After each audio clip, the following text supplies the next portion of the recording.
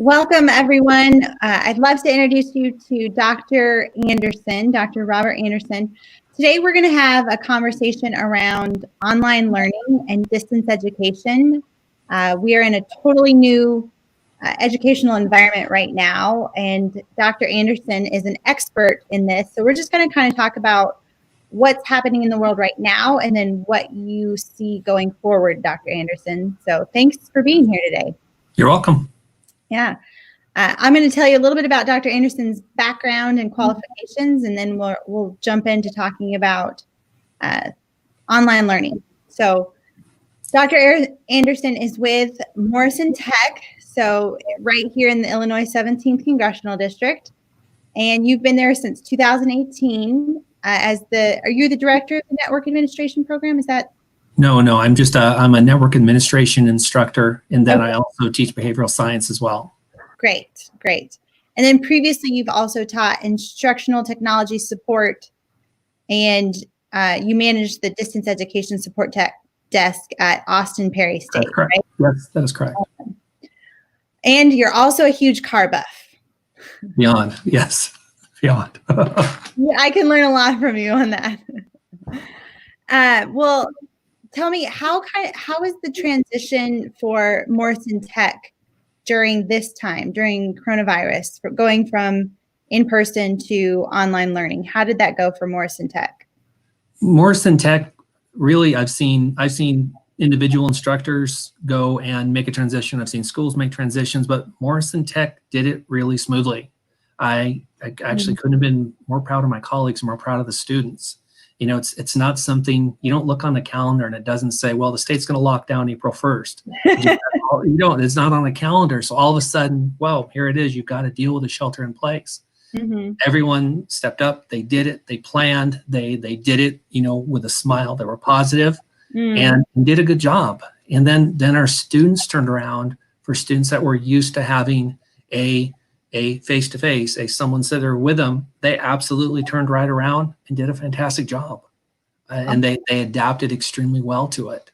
So both students and faculty. Absolutely. It seems like the faculty that I worked with, the faculty I talked to were adapting extremely well. And kudos to them all for being able to turn around and do that. Yeah, absolutely. And so how do you think the community aspect, because so much of being in school is learning, doing group projects, learning with your classmates, asking questions of the professors. How do you continue that community feel in an online environment? The thing with a community feel is Morrison Tech prides themselves on a community feel. It's that we're a small campus, we have a small size, you can walk and talk to your students, get to know people. So preserving that community feel is something that is huge for us. And when you're online, what you end up having to do is you just have to address it with a different learning style. So for example, you and I are talking face-to-face, we're able to get that personal, we're able to get to know each other as we speak and interact. So with classrooms, you can start to showcase, you can do it as so basic as a discussion board where you start to ask questions. You start to see, okay, why are you here? What are you doing? What's your major? You start to learn about your students. And in the same story, then when you progress and when you're going to start to do like face-to-face live stream instruction, then you can yet have that personal interaction. Then the students can have the personal interaction. For example, Zoom. The technology is absolutely going through the roof now because people who haven't made contact in years are now making contact on Zoom. So you are getting that personal. You absolutely are getting that sense of community. You're just doing it in a different fashion. Yeah, that's true for me and my family. My family lives all over the place geographically, and we've been doing family Zoom get-togethers every 2 weeks, which it's a family reunion, which usually in the old framework, we thought, we can only do that once a year, but now we do it on Zoom and absolutely we're all together. It's really been cool. Right, and it's something that you may not have done before, or you may have picked up a phone and called someone previously. Well, now you're experiencing these new technologies, and now you get to see your family, you get to see them. So you're getting that sense of family, and it's just all about doing it in a different way. Is all you're doing with it. Right. And talk to me about some of the, in everyone watching, talk to us about some of the benefits of online learning. There's a lot of benefits to online learning. For starters, it's versatile. Let's say, for example, in a typical 8 to 5 workday, if someone's working, someone's doing something else, what have you, they have responsibilities, they have a family, it's very hard for them to go to your traditional 8 to 5 class. So now when you go into online education, they can do it after hours. They can nuzzle down, they can go find themselves a place from midnight to 4 a.m. and they can work, and they work on their classes in peace and sanctity. Also, for example, where I saw a lot of a selling point on it is at my previous job, I taught online classes and I taught it to soldiers. So now we have soldiers. In fact, most of my students were soldiers, families of soldiers. So what I'm finding is they would let me know I'm going to get sent to a new duty station, or they'll call it PCSing. And I was like, oh, okay. And lo and behold, they're not skipping a beat in their classes. But I've had students that talk to me from 3 different states. They lived in 3 different states during this, but you know what? They didn't skip a beat in online education. But if they were doing a face-to-face instruction, they would have had to quit. Yeah. Wow. In our first getting started, I used to look at my students. I had a student in Kuwait, I had a student in Korea, and it was really kind of interesting because now you're getting to see some of the things those students can offer you, that they're able to keep their education going. And that's what's so nice about it. It's so versatile. And then how do you integrate? So like thinking forward to next fall, we don't fully know what's going to happen. Will we be back in schools? Will we be continuing online learning depending on what's happening with coronavirus? Right. Why would we go back? If online is working, it's versatile, we're getting benefits from it. How do you integrate online learning with in-person learning? A lot of the ways online learning really comes into play is if you have classes, for example, that might be theory-based, might be something like where they're learning the basic theories of something and it's less of a hands-on class. That would be a class where maybe put some of those online, maybe have a hybrid degree. And bear in mind too, even if a class is more hands-on, you can still use simulations for it. But for example, like Morrison Tech is very hands-on with technology and things like that. We have a CNC table, we have a plasma table. So we really want the kids to be able to get in there, experience it, use those tools, be able to really exercise those tools before they go out in the industry. So that's a case where there's no substitution for the real thing in that case. I have a lot of friends who are students at Palmer here in the Quad Cities, and that's a chiropractic school. That is an example of education that is hands-on. Right. And they're struggling with the simulation of it because they're trying to still continue learning without actually being able to practice and learn in the classroom, which has been really good for them. Right, and that's a case where in their case they're able to do a combination of live feeds from the instructors to work on the theory, things like that. But they're still going to have to, when it comes down to applying the skills to do adjusting and things along that, they're going to still have to get in a lab and they're going to still have to do it. Right. So that's a case where if they're not able to be face to face, someone will have to, work on something to happen or pull a rabbit out of a hat to get them to be able to do it. Yeah. So, but, yep. We do have a question. Ernie asked, what age group does Morrison Tech serve? Morrison Tech serves your primarily right out of high school, your graduating senior, so would be a freshman to sophomore. We're a 2-year technical institution. So you're going to be looking at your 18 to 20 are majority of our students. Okay, awesome. And then, Dr. Anderson, what suggestions would you offer? Because the range of people who are now online learning is all the way from children, kindergarten age, through college and beyond. What suggestions would you offer people, particularly parents and students who are watching this video, in making that transition to online learning? What resources do you suggest people if they're trying to figure out better ways to do it? Some people, what I find is when you mention online learning to someone, when they're getting out, they're like, oh, they kind of rear back as in, oh no, I can't do this or something. There's three things that are really key to online learning.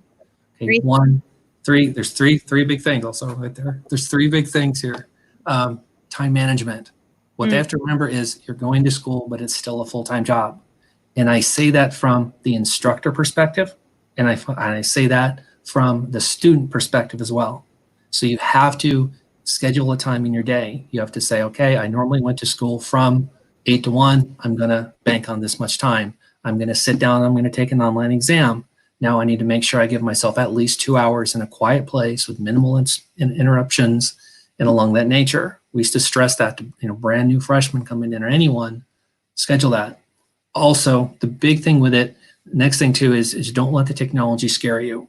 Years ago when you had to work with the technologies, they were very clumsy. They're very difficult.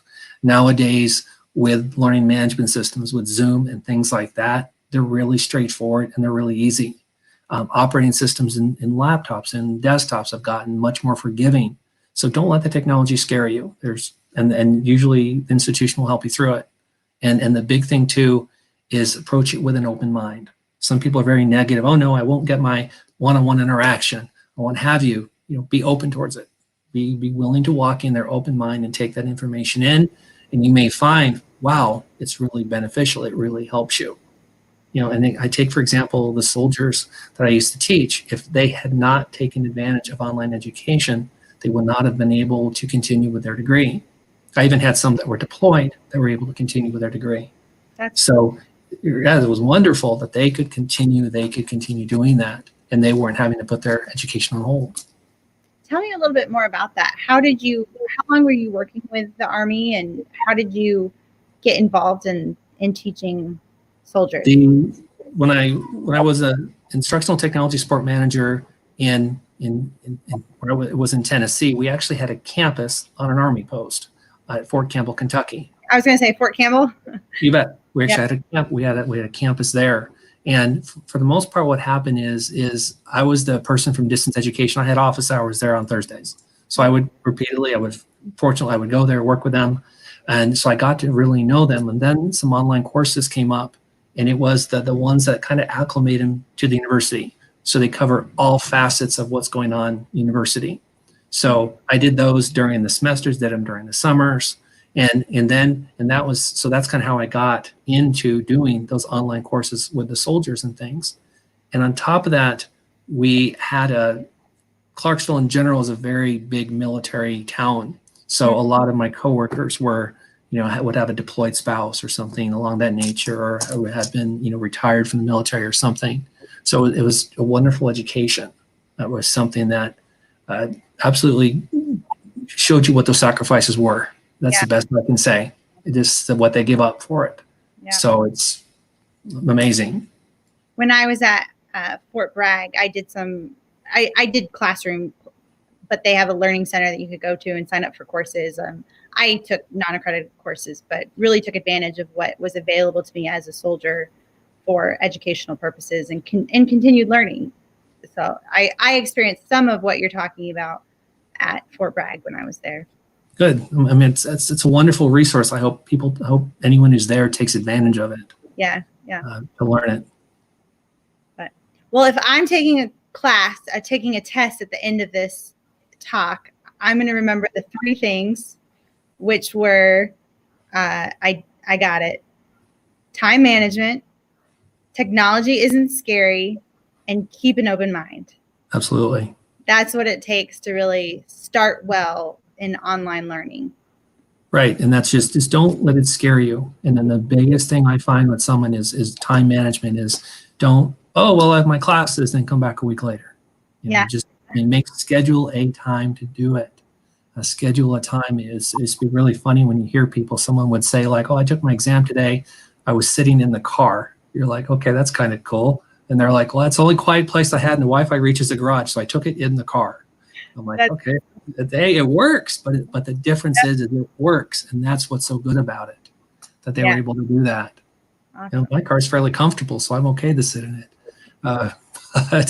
So that was just, I think it's so interesting to hear him say that. Yeah, like you said, it's versatile that we can. Right, it works. learn from anywhere through. Right. Absolutely. So, well, I want to say thank you so much, Dr. Anderson, for spending time with us today, talking about this topic that a lot of us are really just learning about right now and being exposed to because of necessity. And hopefully everyone watching enjoyed and learned the 3 things that Dr. Anderson said for having a good online learning experience. Oh, you're more than welcome. Thanks. And before we go, will you just close us out by telling us a little bit about Morrison Tech? If people are interested in finding out more, how can they contact the school, and just tell us a little bit more? Absolutely. First off, morrisontech.edu is great. Look at our website. It's a wonderful resource. The thing about Morrison Tech is we have an extremely high completion rate and we have a really high retention rate. That's what's nice about it. And I like to say it's because of our one-on-one. It's because if someone is having a struggle with something, we sit down with them and you know what? We're not going to leave the room until the struggle's taken care of. I'm a big believer in most problems can be covered by a cup of coffee and just take your time. And I'm just a big believer in that. And I like to say our students are willing to do the same thing. Also, when you get to Morrison Tech, you know, previously I worked at a school that had 11,000 students. Okay, now at Morrison Tech, you know, we might hover around that 150 or so. And it's so nice because, again, it's a small town feel. It's a sense of community. It's nice to be able to, if someone needs assistance with something, or go in and sit at a meeting, and I can go in there and you knew the students, you start to know about kind of their hobbies and things like that. You know, last semester I had some big car buffs. So of course they'd walk in there in the first couple of minutes of the meeting, we would talk about cars and things like that. So it kind of gives you your car feel for the day. You can give all your finals to your students and tell them, go sit in your car. Absolutely. That's right. And it was just that sense of community. That's what's so nice about Morrison Tech. We focus on engineering, technology, and network administration. And what is nice about that is when they graduate Morrison Tech, they've got a very sound education so they can go in and enter the workforce and do quite well entering the workforce. Or if they were to go on, they can also go on, but by no means do they have to, because the engineering technology fields and network administration fields are good paying, in-demand jobs. And it's something that they'll be working for a long time and doing something that you would hope you enjoy. I mean, it's something that is, I worked in IT for 10 years and loved every minute of it. So it's something that, so you hope that, you know, they'll do it. But I truly believe that Morrison Tech prepares them for their future. That's awesome. And it gives them with a soft hand, you could say, helps them along, make sure and nourishes them and make sure that they're ready for it. So the community feel is really the absolutely the community feel is huge. Is huge. There is that, you know, if a student has a hard time, you could say, ask them how they're feeling, what's going on with that. And it's something big schools just don't always have the ability to do. So yeah. I just want to connect some dots. Like you mentioned that there's good jobs in these fields, and now as we're in such uncertain times with such high unemployment, we're at unbelievable unemployment right now. And for anyone considering that may be out of a job right now or considering a career change to have a little bit more stability and security, Morrison Tech might be an option. Absolutely, because what's nice is that they can come into Morrison Tech and in 2 years they can literally be ready for a whole new career change. And besides in 2 years, they'll be well prepared for it as well. They're not going into impacted fields. They're not going into fields where, you know, there's 3,000 people doing something or whatever. They're going into a field where they're going to get a job and they're going to have a job that lasts. So right, if they come to Morrison Tech 2 years later, the way they're going to be ready to go. And like I said, with our career placement, we do a very good job on getting them placed. And the nice part is too, is if they want to stay close to home, we've got some local people that will employ them close to home, but if they want to go, they can do it. So there's flexibility for them as well. Awesome. That's what's so nice for that person coming out. Yeah. Well, thank you so much for teaching us today, Dr. Anderson, and sharing about your expertise. Thank you, everyone who's watching, and have a wonderful, wonderful weekend going into this weekend. So thanks so much. No, have a great weekend. Yeah. Bye, everybody.